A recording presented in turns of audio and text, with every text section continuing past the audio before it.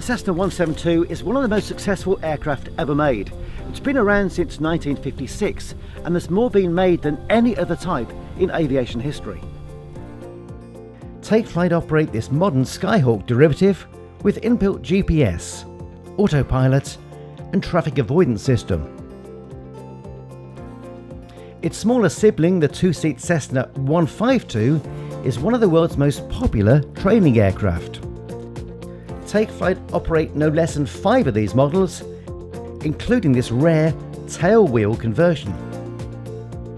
Despite its unpretentious design, the Cessna 152 has a top speed of 125 miles an hour, and its easy handling characteristics makes it the ideal aircraft for learning to fly. So for training, or just enjoying the view that these high-wing aircraft offer, our Cessnas are a great addition to the fleet.